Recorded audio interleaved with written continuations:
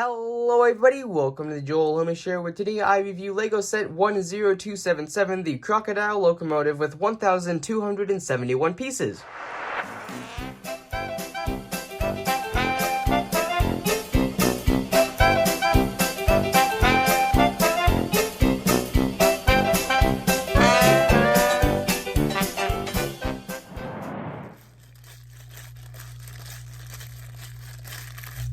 Hey, you there! I want to remind everybody that if you end up liking this video, please consider subscribing. It's free, and you can always change your mind. And right now, YouTube says that over 90% of people that watch my videos aren't subscribed, so it would really help, and with that... Hello everybody, I'm Joel Homie, your guys' host for another great episode of the Joel Homie Show series, the Friday Review, where today I'm going to be reviewing LEGO set 10277, the Crocodile Locomotive with 1,271 pieces, recommended for ages 18 and up. So today's video will be starting with a box overview, and then right after that we'll move to a unboxing, take a look at the amount of steps in the instruction manual, and then we'll move to the rest of the contents in the box, and then right after that we'll go ahead and move into a time-lapse speed build, and then we'll take a look at the completed product as a whole once it is built. So let's go ahead and start off today's video with a box overview. Of course, starting at the front. So unlike usual, we don't have our set information off to the left. We have the set information along the bottom with sort of like this special strip of sort of brick detailing, as you can see here. So here we have our age recommendation, the set number, the piece count, as well as the building set toy that is put onto most LEGO sets, if not all. And then here we have our absolutely beautiful visual there in the center with a bit of special effects going on in the background to give some depth to the actual picture. And then we have our LEGO logo, and then that sort of special logo that we have for the Crocodile Locomotive with the actual pentagraphs up there on the top, as you can see.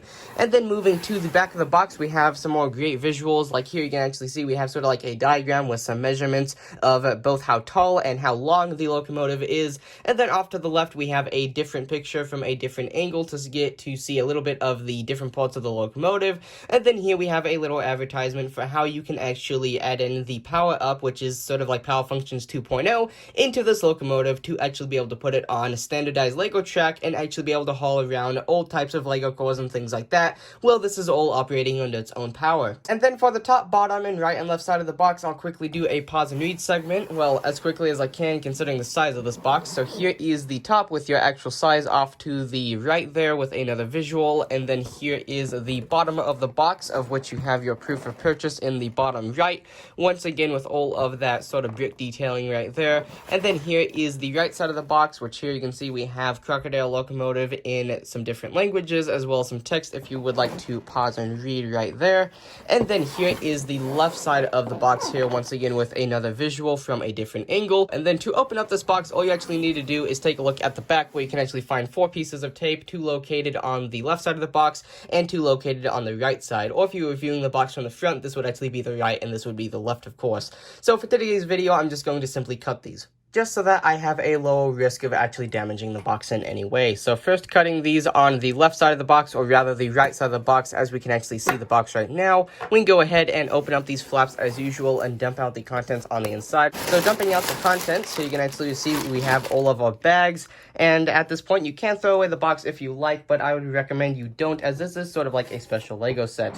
So with all the bags sorted, you can actually see here that we have 2 bags for bag 1, 2 bags for bag 2, 2 bags for bag 3, and 3 bags for bag 4. And then here we have another unlabeled bag that actually has some special parts like the wheels, couplers, plates, and things of that sort. And then here is our 1 sticker that actually goes on the plaque on the front of the stand that classifies the locomotive with a class number and all types of stuff like that, as well as a nice visual. And then it does label it as the Crocodile Locomotive.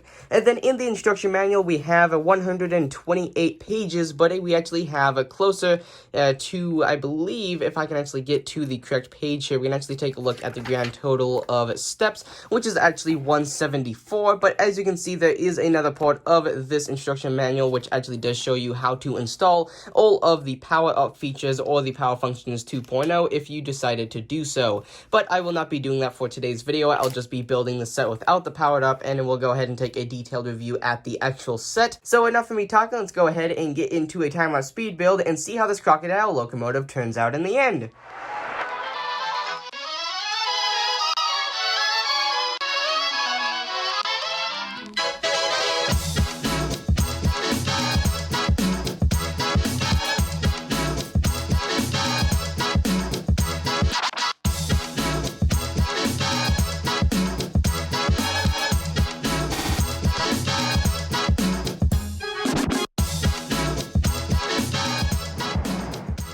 And with that, here you are with the finished LEGO set 10277, the Crocodile Locomotive with 1,271 pieces, recommended for ages 18 and up. So, and since today's set does have minifigures, I'll start with an overview of the two minifigures, both the male character and the female character, and then we'll move it to looking at the stand and how it connects to the locomotive, and then we'll take a look at the central point of the locomotive, and then we'll move it to these two sort of base pieces that come off of the centerpiece. So, starting with the two minifigures, starting with the male character, this one, as you can see here, just simply has a sort of like a light blue suit on with a bit of a handkerchief going on there with some pockets and some nice detailing for the sort of like the waist area, and then you do have some more detailing for the overshirt, and then the detailing does carry on to the back of the torso, but no further printing other than the face there, and then the hat and the pants do match, but as I said earlier, they are not printed. And then moving to the female character, this character is almost identical with the same torso printing and the same sort of legs with no printing there, but does have a female face there, which I believe is a slightly newer print if I'm not mistaken. And then here we just have the normal hair mold. And then moving to the base, we'll go ahead and simply move the figures, and then we'll go ahead and simply remove the entire locomotive as a whole, trying not to tip anything over. And then as you can see, the stand is actually quite long, and it is decently heavy. Now, there is an exact measurement on the back of the box, of which I never actually took a very close look at other than when we took a box overview, but nonetheless, the stand is quite long and also quite heavy. As you can see here, it is multiple layers of plates. Like you can see here, we have that bottom sort of base row of plates, then we have a row of tiles on top of that, and then we have some more plates going all the way underneath. These are actually larger plates that were in that special bag of sort of unmarked pieces.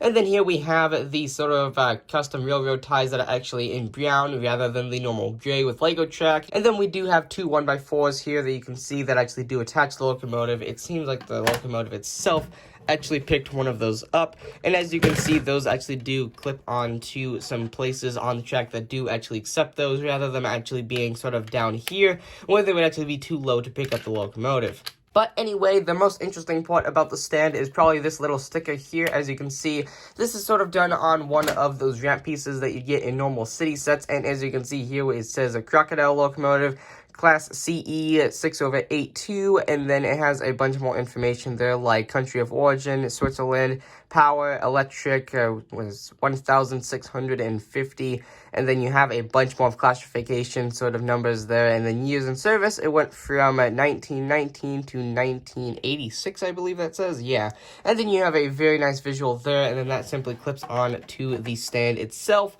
and sits nice and flush up against the floor, which looks absolutely amazing. And then moving the stand out of the way, let's go ahead and now take a closer look at the Crocodile Locomotive itself. So I'm going to go ahead and start with the centerpiece, so I'll go ahead and quickly remove these so that we can take a look at them in just a moment and see how they clip on, which is just simply ball joints, but I'll go further into detail on that in just a moment.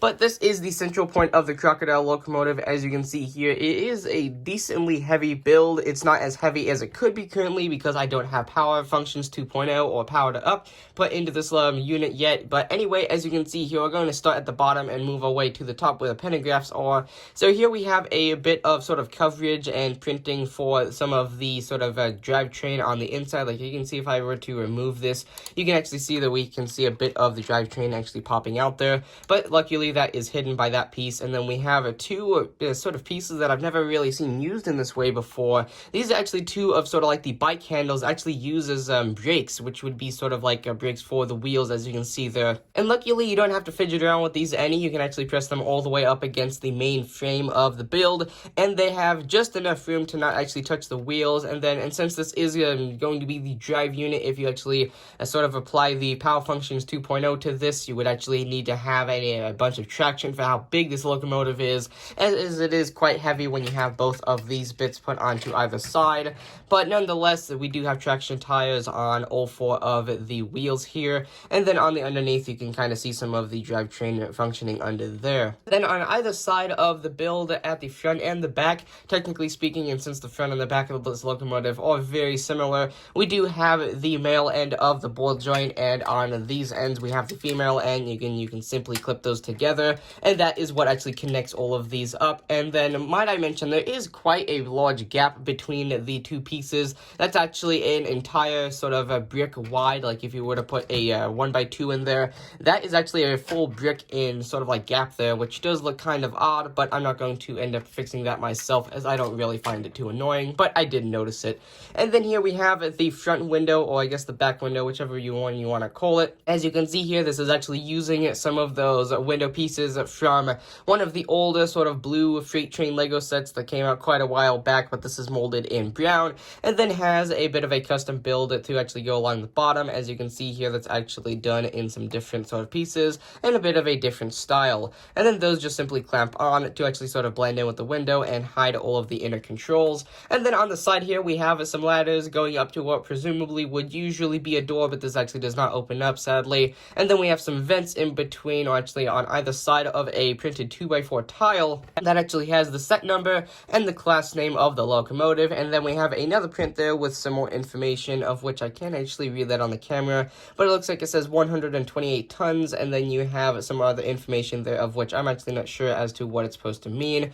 And then on both sides of the locomotive, we have some grab irons leading up to the same sort of interpreted door there. And then here is the other side with the very similar sort of window design there, almost exactly the same, with some sort of different stuff going on down here. And then on the other side, it is pretty much identical. And then up on the top, we can actually take this bit off really quick to actually take a look at the pantographs, which do look absolutely amazing. So for those of you unaware, pantographs are sort of what electric trains used to use for actually picking up power from overhead lines. And in fact, there are still many trains operating in the 21st century that still use pantographs, even ones that are still being built and put into service today. And then the very amazing thing about these that I actually found is that these actually operate. So depending on where the locomotive was, say the line were to move sort of higher and lower, the pantograph would sort of move with it, and this actually can do it. So if you wanted to sort of raise the pantographs a bit higher, you could do that, and then if you wanted to raise them a lot lower, you can put them all the way down to this point, which is actually the lowest point. But it is a bit annoying because I'm sort of like a perfectionist, and I like to get everything set up perfectly, and you have to actually sort of look quite close to actually get these two bits to go right above each other. And then here we actually have some very nice detailing here in the center with some interpreted wires with some actual whips and whip Lego pieces, which is quite interesting. Never really seen that ever used before, but they are nonetheless molded in red and sort of crossing over each other, which do look very nice. And then we do have some of that sort of dark green color that's actually here on the pantographs as well as on these studs, as well as these little clip pieces holding on those sort of wire or whip pieces rather. And then we do have some of those sort of inverted modified 1x4 tile pieces with sort of like the sort of X's going along them. I'm sure there's an actual name, but I'm unaware as to what they'd be actually called. But they do look very nice, with the sort of exception with all of this wiring going off to the side, which gives a very realistic look to it. And then here inside of the center piece of the locomotive itself, you can actually see here that we can actually remove the mass majority of the cabin. And then here you can see we actually have a better view of the drivetrain, which you can see a bunch of the gearing going down the center, like this gear that actually is just placed there. It's not actually held in by anything besides this, which is actually put in there and holds this gear into the center. But this is actually meant for if you were to install power, functions 2.0 or powered up, and this would actually be where all of the sort of like the battery box and the receiver and the motor would go and all that stuff. And then setting that aside, the sort of build that you get in place of what would usually be the battery box and receiver and all of that stuff is just simply a little build which has some detailing on the inside here. And then you have two semi-identical stations with a toolbox sitting above one of the seats with some controls here, which you can actually see have a wheel, and then there's actually supposed to be a little lever here that's on the other side that I forgot to put onto that side. But you can see this would usually, I think this would be the throttle in the real world, and this would be sort of like brake if I'm not mistaken. And then you have a little panel up here with some different gauges, but those are just the normal Lego gauges that we've seen for quite a while. And then on the top we do have two modified 2x2 jumpers with some of those vent pieces in the center. We'll go ahead and I'll take a look at the two other pieces of the locomotive.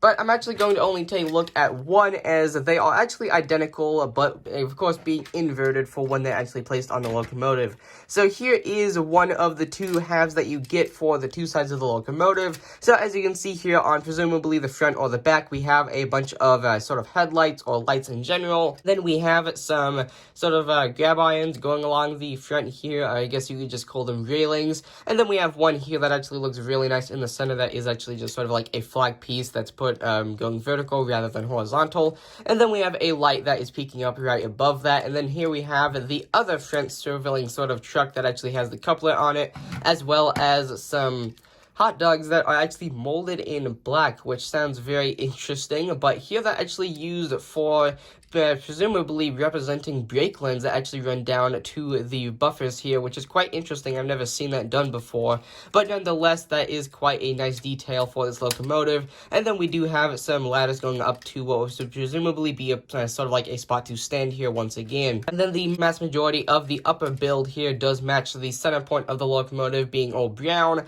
And then if I can actually sort of pop off the sort of top part of this build, I would really like to show how they actually did sort of like the part for the inside here that actually sort of peek out of this sort of spot here, which was very interesting to me. I wanted to know how they did that the first time that I saw this set, but it turns out that this is actually done in quite a simpler way than I would have thought, with just simply being put into some sort of points there that actually have two of these modified 2x2 cylinders just stuck on there with some of those brown sort of inverted, I guess you could say the rounded off tiles that's actually placed off there. And sadly, I've actually broken a bit of this, but I will go ahead and just move to the other one while I actually have that to the side. So when it is actually installed, you can see here that they do look very nice, actually peeking out of the side there with all of the normal building, sort of just stacked bricks there. And then up here on the top, we do have a variety of tiles to sort of smooth this out, but when you actually have it installed and not broken like me, you actually have some more pieces to hide it there.